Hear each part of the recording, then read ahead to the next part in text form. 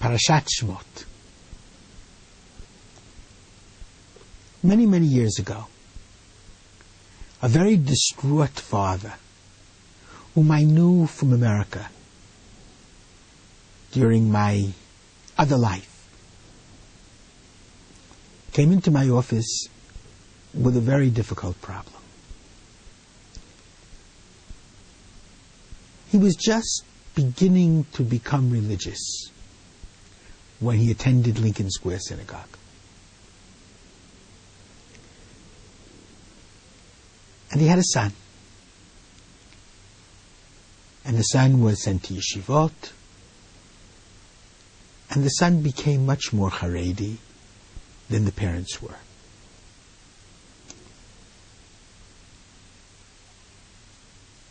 And then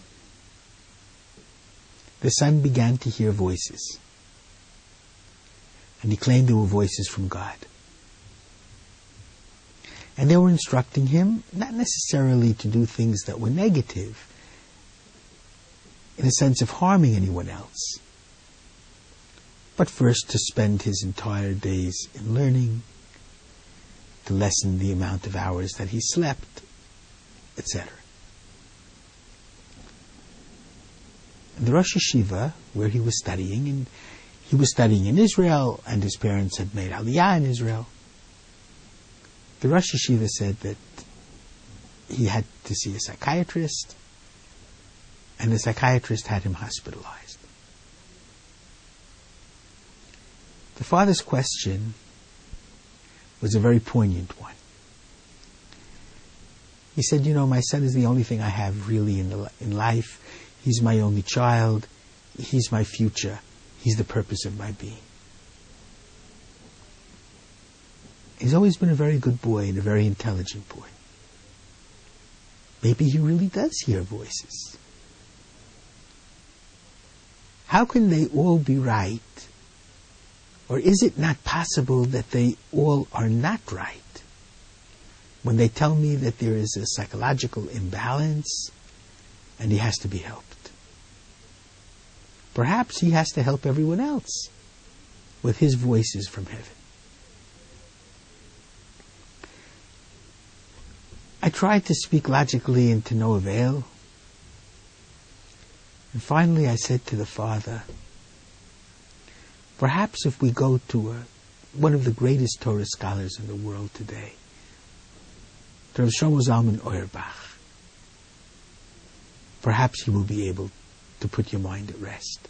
Because the father couldn't sleep. The father felt that his son was being mistreated.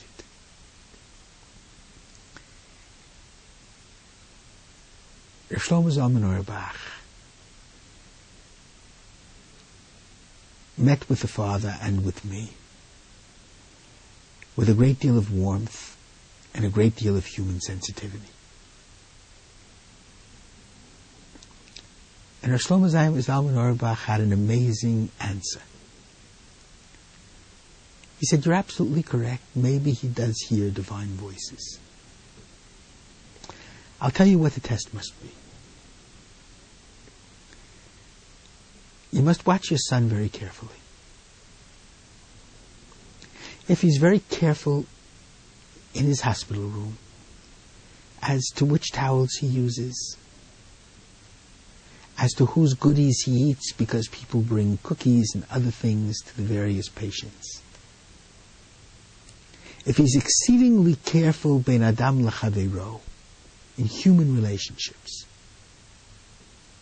then it's quite possible, as long as the messages are in line with Torah, that the messages are really coming from a divine source.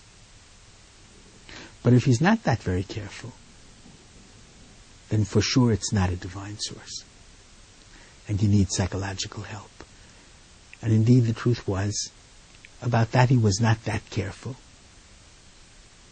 And the conclusion was, and the father was satisfied with that conclusion, that it was not a divine source.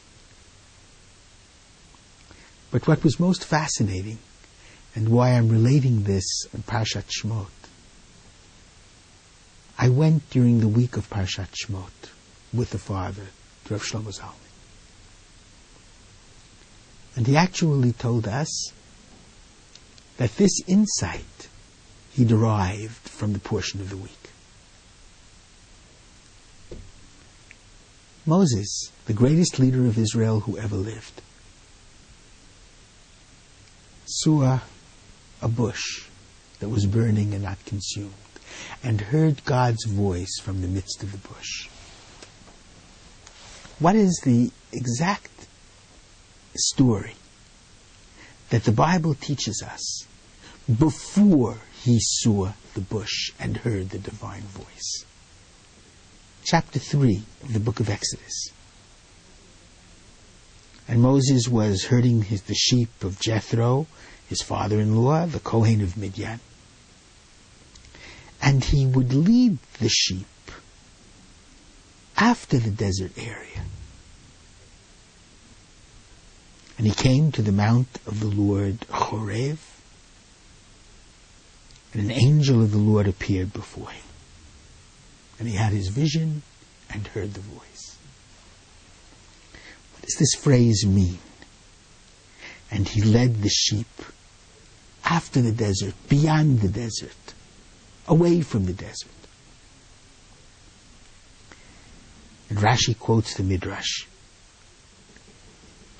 He made very, very certain that his sheep were not grazing from anyone else's field. He was very, very careful about taking something which didn't belong to him, even in order to graze the sheep. And this incident comes directly before the voice from the bush that was burning but not consumed in God's message. The idea is clear. A divine voice can be seen as being correct only if the person who hears it is a person who first and foremost is very sensitive to everything between human beings. And this is an especially important message with everything that's been going on within the Haredi community in Israel today. Shabbat Shalom.